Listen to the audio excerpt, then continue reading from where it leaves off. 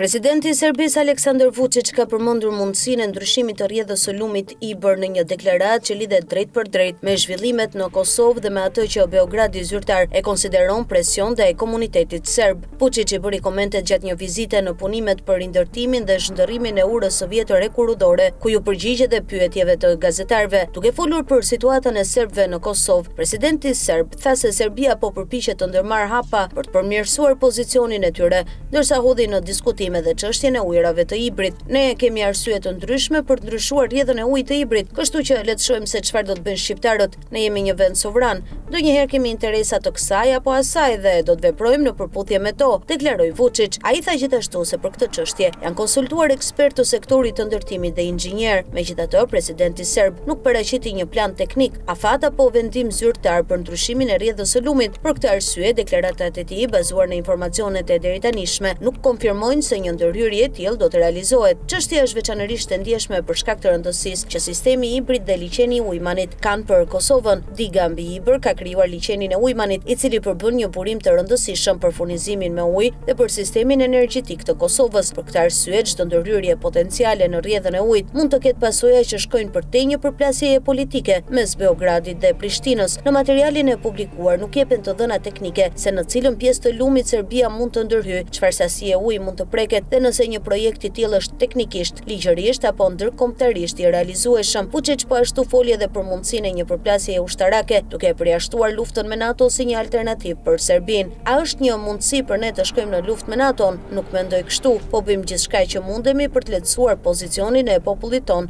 tha ai. Presidenti serb ju drejtuai gjithashtu atyre që pretendojnë se mbrojnë interesat e serbëve në Kosovë, duke thënë se duhet të pyeten vetë serbët se kujt i besojnë më shumë.